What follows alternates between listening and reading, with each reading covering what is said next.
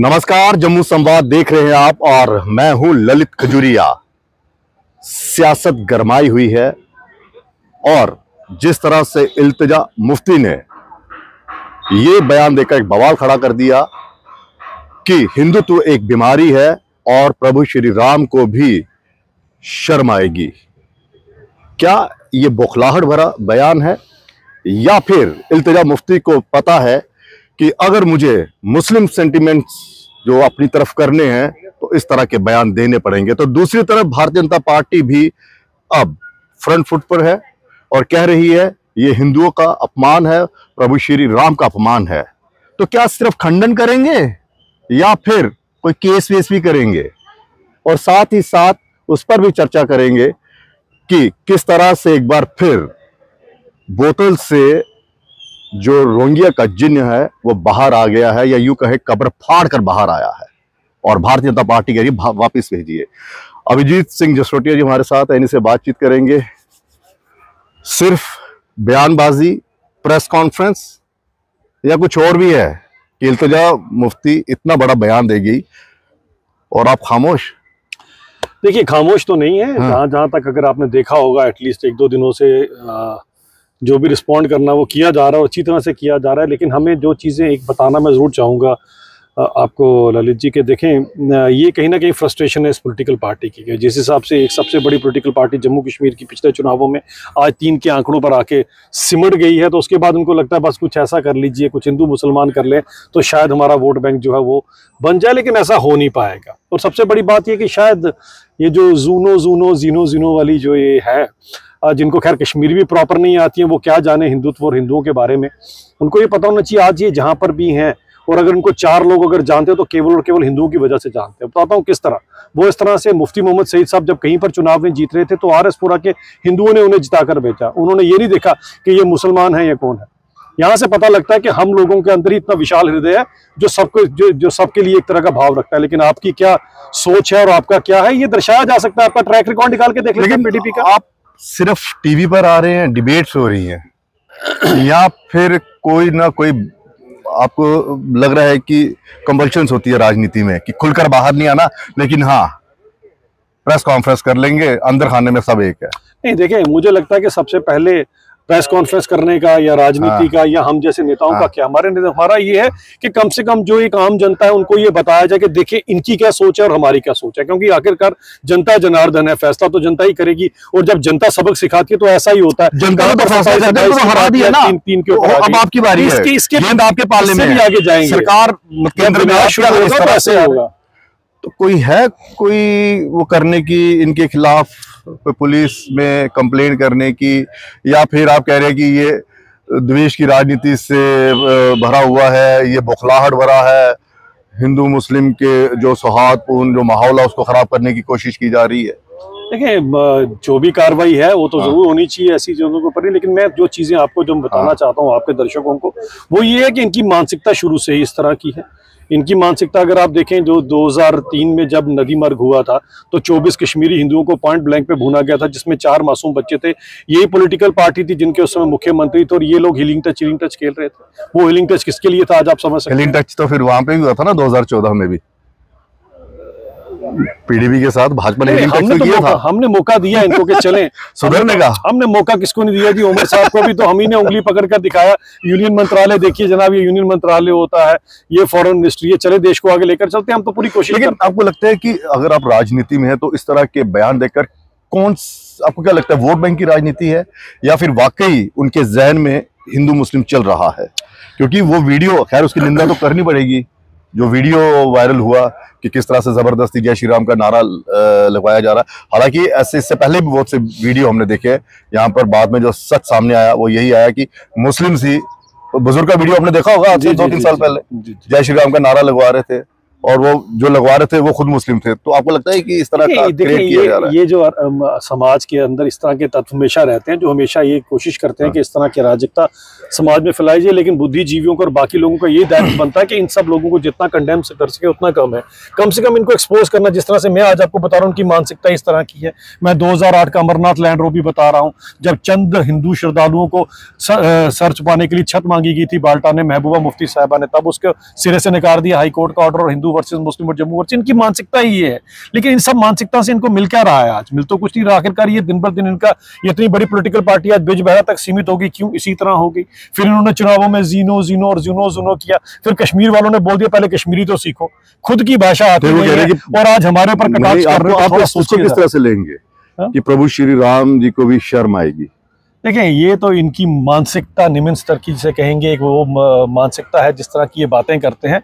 और इनकी इन सब बातें करने से ना मुझे लगता है कि कोई फर्क नहीं पड़ता। सनातन आज का नहीं है, सनातन हजारों साल पुराना है। कई तुर्क, मंगोल, मुगल यहाँ पर आए, कई लुटेरे आए, सनातन आज भी है। मैं और आप रहेंगे नहीं रहेंगे, सनातन रहेगा, और इन जैसी पार्टियां नहीं रहेंगी फिर भी सनातन रहेगा। नहीं, हम सनातन में ही जिएंगे, सनातन में जब तक हम नहीं रहेंगे, उसके बाद प्रभु की इच्छा रही तो फिर से सनातन में ही जन्म होगा। हमें तो वी आर प्राउड कि हमें ऐसे जन्म में, ऐसे धर्म में जन्म लेने का मौका मिला है कि जिसमें मुक्ति भी है और फिर से जन्म लेने का भी। कि ये बयान इसलिए दिया जाता है कि हिंदू जो है वो कभी रिटेलिएट नहीं करता। अगर यही बयान किसी हिंदू ने, नुपुर शर्मा का देख लीजिए।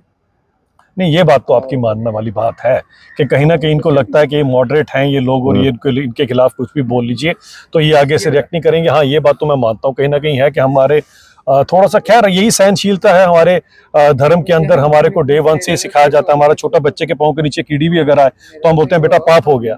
हम तो इसी सहनशीलता में, शायद सहनशीलता का कारण ही था कि आज तक सनातन बचा हुआ है। वरना जो असहनशील लोग हैं वो, उनका ठीक है किसी टाइम तक बड़ा ग्राफ चढ़ता है, लेकिन उसके बाद खत्म ही हो जाता है। मतलब आपको लगता है कि राजनीति से प्रेरित बयान है या फिर इनके मन में जहर है? देखिए, मेरे को ये लगता है कि सबसे बड़ी बात है कि ये जो पॉलिटिकल पार्टी है ये अब इसी वो कहते हैं खात्मे की कगार पर है। अब जब लास्ट टाइम पे होता है ना तो शमा भी बुझने से पहले फड़फड़ाते हैं, ये वही जीनो करके फड़फड़ा रही है। ठीक है, रोहिंग्या का जिन जो बाहर आ गया है, और क्या ये तभी बाहर आता है जब चुनाव होते हैं, या फिर आपको लग रहा है कि उमर अब्दुल्ला की सरकार बन गई तो चलिए इसी पर खेलते हैं, इससे रोहिंग्या को बाहर भेजिए, यहाँ से देश से बाहर निकालिए? इससे पहले जब कार्रवाई की गई थी रोहिंग्यों के ऊपर जम्मू कश्मीर के अंदर ही, तो आप मुझे बताया तब कौन से चुनाव चल रहे थे? ऐसा नहीं है। देखिए, ये चीजें कुछ है, और ये प्रॉब्लम इस तरह की है कि जो बड़ा षड्यंत्र है भारत के खिलाफ, और ये कहीं ना कहीं आईएसआई का जो नेफेरियस प्लान है। आप खुद सोचें, यहाँ से 4000 किलोमीटर की दूरी पर म्यांमार है, वहां से ये लोग बीच में 8-10 स्टेटें पड़ती हैं, जम्मू में ही क्यों पहुंचे? ये पीछे कॉन्स्पिरेसी बड़ी पुरानी है। 2008 और 10 के दशक में जब ये लोग यहाँ पहुंचे तो सोचने वाली बात है कि वेस्ट बंगाल से इनको अगर ट्रेन पकड़ाई तो किसने पकड़ाई? वहां सरकार किसकी थी? तो वो ट्रेन पकड़ा के, जिनको हमारी भाषा समझ नहीं आती, हमारी कोई वेशभूषा नहीं जिनकी है, उनको कहा गया आखिरी स्टेशन पे। तो आखिरी स्टेशन कौन सा था? जम्मू। तो ये एक बड़ी कॉन्स्पिरेसी है। और ये जम्मू क्या है, जो कि बॉर्डर इलाका है, बॉर्डर इलाके में इनको प्लेस करने का एक कोई इंटेंशनल एक कविंदर गुप्ता जी का बयान मैं सुन रहा था, कह रहे थे देश के लिए बहुत बड़ा खतरा है, इनको यहाँ से भगा दीजिए। तो 10 साल से तो केंद्र में तो आप है, तो ये केंद्र का ही तो मामला है, केंद्र ने तो फैसला लेना है। केंद्र तो कर ही रहा है ना आपके सामने, कोशिश तो हम कर ही रहे हैं इन सब चीजों करने की, आपके सामने किया गया। लेकिन कुछ ना कुछ कहीं ना कहीं जब वो चीजें आ जाती हैं, थोड़े बाकी ग्राउंड्स को भी देखा जाता है। ये जगह बाहर आया कि उमर अब्दुल्ला की सरकार में है, और उन्होंने भी गेंद आपके पाले में डाल दी है। नहीं, हमारे पाले में क्यों डालेंगे जी? अगर वो डाल दी, उन्होंने कहा कि केंद्र का ये हुआ, केंद्र को अगर लग रहा है कि ये थ्रेट है तो आप अगर केंद्र का है तो आपके मंत्री के पेट में क्यों दर्द हो रहा है? फिर केंद्र को करने दीजिए जो कर रहा है, मुझे ये तो बता दीजिए। फिर आपके पेट में क्यों दर्द हो रहा है? राणा साहब वाला बयान, जो भी जिन्होंने बयान दिया है उनके पेट में दर्द नहीं होना चाहिए, फिर केंद्र को करने दीजिए ना। उमर साहब खुद कुछ बोलते हैं, मंत्री उनके कुछ बोलते हैं, पहले घर पे सलाह कर लीजिए। लेकिन मुझे लगता है जावेद राणा साहब ने शायद कविंदर गुप्ता जी का वो बयान देख लिया होगा कि 2017 की बात है मेरे ख्याल में, जब यहाँ पर मराठा बस्ती के पास एक आग लगी थी, तो रोहिंग्या वहां पे रहते थे और उनकी झोंपड़ी जल गई थी। तब ये मिनिस्टर हुआ करते थे मेरे ख्याल में, यहाँ स्पीकर थे, ठीक है। इन्होंने ने तो बनाकर दी थी वहां पे झोंपड़ियां उनके पुनर्वास के लिए। नहीं, उनके पुनर्वास के लिए क्या बात करते? ऐसा कुछ नहीं, ये तो मैंने कवर की ये स्टोरी सर। नहीं, ऐसी कोई बात नहीं है इसका। इनके पुनर्वास के लिए ऐसा कुछ नहीं है। तो फिर वो अगर ये सरकार बिजली पानी उनको दे रही है तो कविंदर गुप्ता जी ने भी तो उनको झोंपड़ी बनाकर दी थी। ऐसा कुछ नहीं, बिजली पानी के ऊपर हक सबसे पहला हमारे लोगों का है।